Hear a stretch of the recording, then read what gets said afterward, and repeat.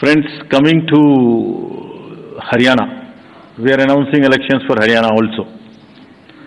हरियाणा में जो total constituencies हैं वो 90 हैं, जनरल 73, एसटी 0 और एससी कॉन्स्टिट्यूएंसी 17 हैं। अगर इलेक्टर्स इन हरियाणा की बात करें तो टोटल राज्य में 2.1 लाख इलेक्टर्स हैं, जिसमें 1.06 करोड़ मतदाता हैं और इसमें महिलाओं की संख्या 95 लाख है। थर्ड जेंडर 1.50 लाख पीडब्ल्यूडी और 2.54 लाख हमारे 85 एज ग्रुप से ज्यादा के मतदाता हैं। और जो हरियाणा की एक रोबस्ट हेल्दी लाइफ स्टाइल है, उसमें हमारे 10,321 ऐसे मतदाता हैं जो शतायु हैं। उन सबको हमारा नमन, और वो सब वोट देने आए, इसकी हम पूरी की पूरी कोशिश करेंगे।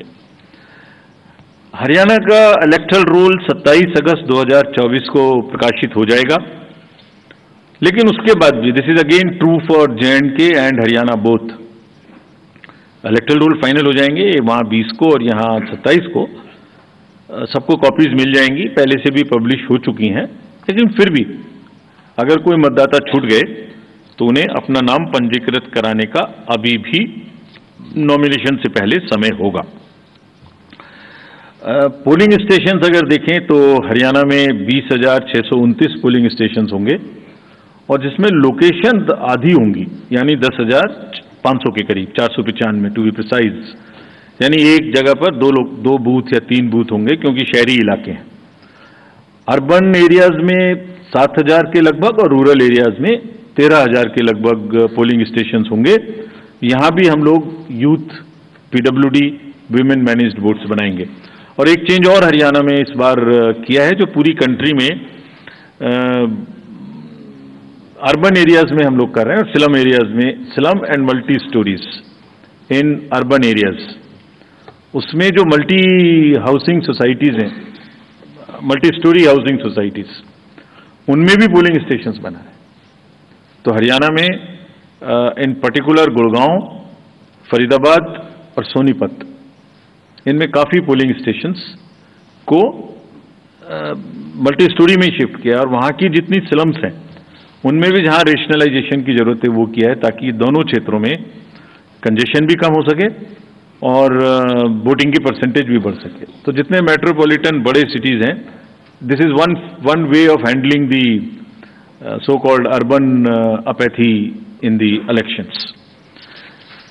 Not to repeat, but all polling stations will, as the Commission has promised, would have 100% facilities for drinking water, toilets for male and female both, signages, ramp, wheelchairs, sheds, और अब की बार शेड की इतनी जरूरत शायद ना पड़े, मौसम अच्छा है। जो पिछले इलेक्शंस में गर्मी की वजह से दिक्कत हुई थी, इस बार नहीं होगी। इंक्लूसिव एंड एक्सेसिबल इलेक्शंस कराने के लिए हम पूरी तरह तत्पर हैं। इन दोनों राज्यों में जैसे अब पैन इंडिया 85+ लोगों को घर जाके वोटिंग का समय मिलता है, वो मिलेगा।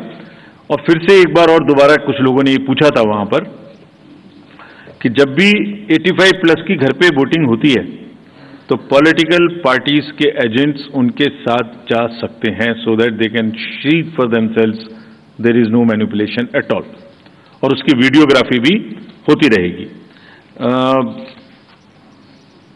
तजुर्बा यही है कि बुजुर्ग लोग अभी भी ज्यादा से ज्यादा बूथ पे आना चाहते हैं, तो that is a very welcome step and the officials have been directed to provide all facilitations to them at that place. So is true for our voters having persons with disabilities.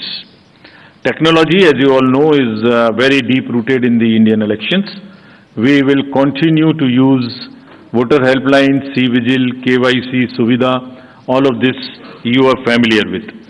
Candidates की अगर कोई criminal background है तो वो लगातार website पे KYC know your candidate app पर उपलब्ध रहेगा।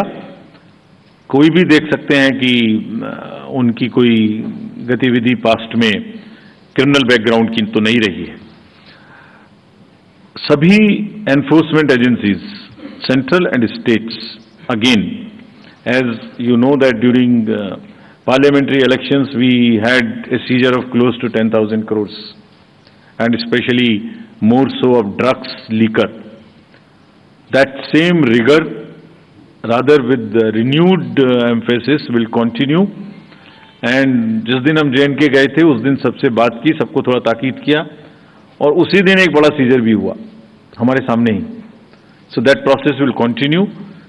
The menace of drugs in either of these two states, J&K and Haryana, would be severely dealt with, and similarly the liquor. सभी पोलिंग स्टेशंस पे इस बार हमने 100% CCTV की व्यवस्था की है, और दोनों जगह में डिस्ट्रिक्ट मजिस्ट्रेट्स और फील्ड फंक्शनरीज को दोनों जगह में again very strict instructions have been given that उनको खाली निष्पक्ष रहना है, लेवल प्लेइंग फील्ड इंश्योर करनी है. किसी के भी क्षेत्र से अगर इस प्रकार की शिकायत आती है कि वो कोई पक्षपातपूर्ण रवैया कर रहे हैं, तो commission will be extremely strict with absolutely no nonsense approach in these cases. Observers also, again, we will be emphasizing कि वो अपनी रहने की जगह, अपना फ़ोन नंबर न्यूज़पेपर्स में पब्लिसाइज करें, और कम से कम 1-2 घंटा एक दिन जरूर एक निर्धारित जगह पे बैठें, ताकि कोई भी आके उनसे कुछ कह सके. Fake media, fake news and social media, you are all aware, we are also aware, now we are far more equipped to handle. सबको ताकीद दी गई है कि वो खास तौर से करें.